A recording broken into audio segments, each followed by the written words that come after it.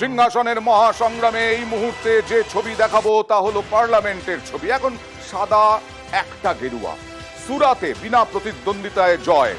এরপরে এইখানে রঙিন হয়ে উঠবে এই জায়গাটা গ্রাফিক্যাল প্রেজেন্টেশনের মাধ্যমে। কোন রং বেশি এখানে দেখা যাবে, কোন রং কম দেখা যাবে, এইটার জন্য অপেক্ষা। কটা বাজে এখন? ঠিক 8টা। এই 8টায় শুরু হওয়ার কথা সময় অনুযায়ী সিংহাসনের মহাসংগ্রামের রেজাল্টের গণনা। সেই গণনায় ওয়েস্ট বেঙ্গলে 42-এ এখনো পর্যন্ত রেজাল্ট আউট হয়নি। পোস্টাল ব্যালট গণনা শুরু হওয়ার কথা সময় অনুযায়ী। এই 42-এ টিএমসির ঘরে কটা যায়, বিজেপির ঘরে কটা যায়, কংগ্রেসের ঘরে কটা সিট, লেফটের ঘরে কটা সিট, অন্যান্যরা আদৌ পায় কিনা, সেই জন্যই আমাদের অপেক্ষা করতে হবে। যজ্ঞ শুরু হলো, শুরু হওয়ার কথা। এবার বারাকপুরে চলে যাব। প্রথমেই একেবারে বারাকপুরে যথেষ্ট উত্তেজনা, স্লোগান, পাল্টা স্লোগান। পারাদীপের সঙ্গে কথা বলবো। পারাদীপ, এখন কি পরিস্থিতি?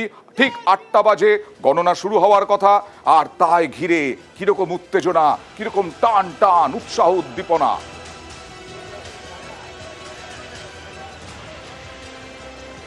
অয়ন, একেবারে কাটে কাটাক্কার। আমি তোমায় প্রথমে বলেছিলাম যে বাংলায় 42টা কেন্দ্রের মধ্যে সব থেকে যেটা হেভি ওয়েট, যার প্রেডিকশন করা, যার পূর্বাভাস দেওয়া সত্যি অসম্ভব, সেই সিটটাই হচ্ছে ব্যারাকপুর লোকসভা কেন্দ্র। এবং এই মুহূর্তে সকাল থেকে এখানে কিন্তু উত্তেজনার পরত চরমে পৌঁছেছে। এই মুহূর্তে কিন্তু আমি কাউন্টিং সেন্টারে একদম ভেতরে এসে পৌঁছেছি। ব্যারাকপুর লোকসভা কেন্দ্রের উত্তেজনা চরমে।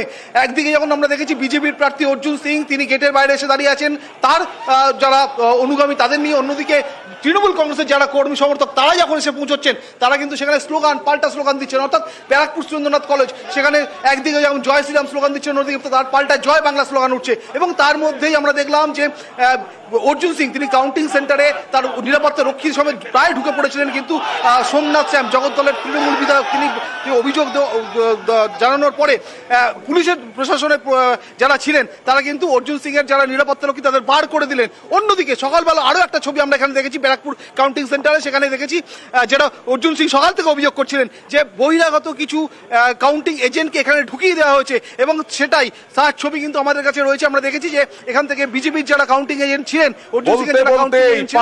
তোমাকেও জানিয়ে রাখি, বলতে বলতেই পোস্টাল ব্যালটের গণনা শুরু হয়েছে এবং তাতে এনডিএ 9, ইন্ডিয়া 5।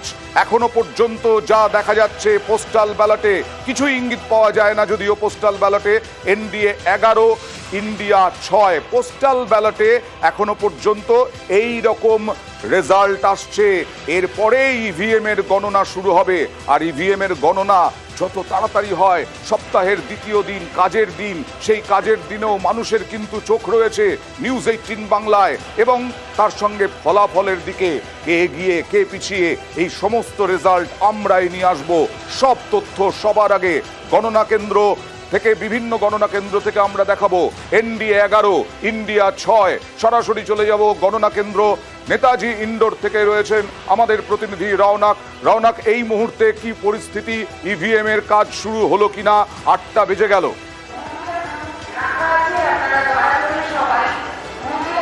দেখো, ইতিমধ্যে নির্বাচন কমিশনের তরফ থেকে অ্যানাউন্স করা হচ্ছে যে পোস্টাল ব্যালটের যে গণনা তা কিছুক্ষণের মধ্যেই শুরু হবে, এবং ইভিএম খোলার যে কাজ তা কিন্তু ইতিমধ্যে শুরু হয়েছে। এবং যারা কাউন্টিং এজেন্ট রয়েছে সেই এজেন্টরা কিন্তু ইতিমধ্যে প্রবেশ করেছে এই উত্তর কলকাতার লোকসভার যে গণনা কেন্দ্র নেতাজি ইন্ডোর স্টেডিয়াম সেখানে। এবং নিরাপত্তা এখনও কিন্তু সেন্ট্রাল ফোর্স এখানে রয়েছে, এবং ত্রিস্তরীয় নিরাপত্তার বলায় কাউন্টিং এজেন্টদের প্রবেশ করানো হয়েছে। ইতিমধ্যে যারা কাউন্টিং এজেন্টরা রয়েছেন তারা কিন্তু প্রবেশ করেছেন এই নেতাজি ইন্ডোর স্টেডিয়ামে, এবং অ্যানাউন্সমেন্ট করা হচ্ছে বারংবারভাবে যে পোস্টাল ব্যালটের যে গণনা তার কিছুক্ষণের মধ্যেই শুরু হবে, এবং ইভিএম খোলার যে প্রক্রিয়া তাও কিন্তু শুরু হয়েছে। হেভিওয়েট প্রার্থী 2 প্রার্থী সুদীপ বন্দ্যোপাধ্যায় এবং অন্যদিকে তাপস রায়, একদম টান টান লড়াই উত্তর কলকাতার, এবং তাকেই কেন্দ্র করে যারা গণনা কর্মীরা রয়েছেন তারাও কিন্তু সকাল থেকে যে লাইন, সেই লাইন দেখা গেছে এই নেতাজি ইন্ডোর স্টেডিয়ামে। এবং ইতিমধ্যে তারা সকলেই প্রবেশ করেছেন নেতাজি ইন্ডোর স্টেডিয়ামের ভেতরে, এবং আর কিছুক্ষণের মধ্যে যে ইভিএম মেশিন এই মুহূর্তে আলিপুরদুয়ারের খবরে আসবো। আলিপুরদুয়ারে মনোজ টিগ্গা এগিয়ে আছেন। এখনো পর্যন্ত আবার বলছি পোস্টাল ব্যালটের গণনা, সেই পোস্টাল ব্যালটে পশ্চিমবঙ্গে বিজেপি 2টি আসনে এগিয়ে, এনডিএ টোটাল 23টি আসনে, ইন্ডিয়া 11টি আসনে এগিয়ে, আলিপুরদুয়ারে এগিয়ে মনোজ টিগ্গা। বিজেপি প্রার্থী মনোজ টিগ্গা তার প্রতিদ্বন্দ্বী প্রকাশ চিকবরাইকের থেকে এগিয়ে রয়েছেন এখনো পর্যন্ত। আবার বলছি, পোস্টাল ব্যালটের গণনা চলছে, এই গণনা থেকে কোনো ইঙ্গিত পাওয়া যায় না। একদম ইভিএম এর শুরু হবে গণনা আর কিছুক্ষণের মধ্যেই, মোটামুটি 1 থেকে 1.5 ঘন্টা পর একেবারে আপনাদের কাছে নিয়ে আসবো ঠিকঠাক ট্রেন্ড। কিন্তু তবুও এই যে ফলাফল আমরা দেখাচ্ছি কোনো তাড়াহুড়ো নয়, একেবারে সঠিক তথ্য, সঠিক রেজাল্ট আপনাদের সামনে নিয়ে আসছি।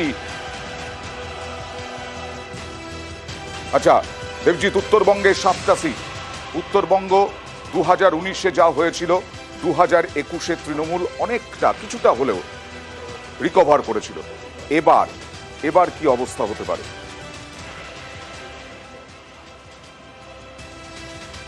যেটা উত্তরবঙ্গে যা ছিল তা তো থাকবেই। আর কিসের দক্ষিণ মালদা না মানুষ ভোট দিয়েছে, কিছু জায়গায় বিচ্ছিন্ন হাঙ্গামা করার চেষ্টা হয়েছে প্রথম দফার ভোটে। প্রথম দফায় তৃণমূল তখনও ভেবে উঠতে পারেনি যে কতটা হাঙ্গামা করবে, কিন্তু কিছু জায়গায় ভোটে হাঙ্গামা তো হয়েছে। সেটা তো আমরা দুটো জিনিস বলি, একটা হচ্ছে জন বার্লা, তাকে নিয়ে মনোজ টিগ্গার সঙ্গে একটা দেখলাম আমরা, মিটে গেছিল। সেকেন্ড হচ্ছে দার্জিলিং, বিষ্ণুপ্রসাদ শর্মা, তিনি অস্বস্তি হয়ে গিয়েছিলেন বিজেপি। এই সবের প্রভাব কিছুটা পড়বে না? দুটোতেই আমাদের মিটে গেছিল এবং দুটোতেই ওই অস্বস্তি কখনোই, আমরা অস্বীকার করছি না যে এরকম হয়েছিল, কিন্তু দুটোতেই মিটে গেছিল এবং কোনো অসুবিধে ছিল না। দ্বিতীয়ত যেটা বিষয়, যে উত্তরবঙ্গের বিস্তীর্ণ অঞ্চলের মানুষ যারা কিনা অনেক বছর ধরে উত্তরবঙ্গবাসী বলে নিজেদেরকে ভাবতেন, এখনো ভাবেন, সেই জায়গা থেকে কিছুটা হলো কাজের নিরিখে বিজেপি কিছু কাজ করতে ওখানে পেরেছে, অনেকটাই কাজ করতে পেরেছে, যদিও খুব চাপের মধ্যে। কাজ যদি বলি, উন্নয়ন, আমি যদি একদম দেখিয়ে বলতে থাকি, প্রথম কথা হচ্ছে যে অনেকগুলো হসপিটাল যেগুলো সরকারি কেন্দ্রীয় সরকারের আওতাধীন, ইএসআই বা এরকম, সেগুলো আমরা ওখানে ভালো করে ফুল প্লেজেড চালু করতে পেরেছি। 2 নম্বর, জনৌষধি যোজনার কেন্দ্র উত্তরবঙ্গের প্রত্যেকটি সাব ডিভিশনে না হলেও অন্তত প্রত্যেকটা লোকসভা কেন্দ্রে একাধিক জনৌষধি যোজনার ব্যবস্থা হয়েছে। তৃতীয়ত হচ্ছে রাস্তাঘাট, উত্তরবঙ্গের রাস্তাঘাট এমনিতেই ভালো, রাজ্য সরকারের তরফেও সেটা দাবি করা হয়, কিন্তু তারপরেও যে দূরত্ব সেটাকে একটা 4 নম্বর যেটা সব থেকে দরকার, কলকাতার সঙ্গে কানেক্টিভিটি, তার জন্য কি চাই? রেলপথ। তার রেলপথের যে কানেকশন, রেল বাড়ানো, সেটাও আমাদের বিজেপির তরফ থেকে বিজেপি নেতৃত্বাধীন সরকারের তরফ থেকে হয়েছে। সর্বোপরি যেটা হচ্ছে যে রেশন 5 কেজি করে যে শস্য ইত্যাদি, কেন বিস্তীর্ণ অঞ্চলের মানুষ ওখানে প্রান্তিক, তাদের কাছে এই সময় এই কোভিড কালে খুবই অসুবিধাজনক অবস্থায় ছিল, সেটাকে ঠিক করতে আমরা গেরুয়া ঝড়, সেই গেরুয়া ঝড় আটকাতে আপনাদের অস্ত্র কি? দেখুন, ঝড় তো অনেক দিনই বন্ধ হয়ে গেছে। তৃণমূল কংগ্রেস আপনারা আজকে দেখে নেবেন, উত্তরবঙ্গে আজকে আশাতীত ভালো ফল করবে। এটা ঠিক যে আগের লোকসভা নির্বাচনে আমাদের একদমই ভালো ফল হয়নি, ওই 7টা আসনের একটিও জিতিনি। ওই 7টা আসনের মধ্যে আজকে 5টি অন্তত আসনে আমরা দুর্দান্ত ফল করার আশা করছি এবং সব থেকে অবাক করার রেজাল্ট হবে আজকে। সাংসদদের উন্নয়ন না, সাংসদদের উন্নয়ন, প্রথম হচ্ছে অধিকাংশ সাংসদকে দেখা যায়নি। 2 নম্বর হচ্ছে চা শ্রমিকদের টাকা বাড়ানো থেকে শুরু করে, রাস্তাঘাট থেকে শুরু করে, চা সুন্দরী থেকে, দেখুন এই প্রকল্পগুলো আমার ব্যক্তিগত মনে এখন আর বলে লাভ নেই, কারণ জনগণ ভোট দিয়ে দিচ্ছে। অবাক করা একটা জিনিস আমি আপনাকে বলে দিচ্ছি, দেখবেন, আমি ওখানে পেশাগত কারণেও যুক্ত, দার্জিলিং পাহাড়ের পুরো লোকসভা বলছি না, আজকে রেজাল্টটা মিলিয়ে নেবেন। ওকে।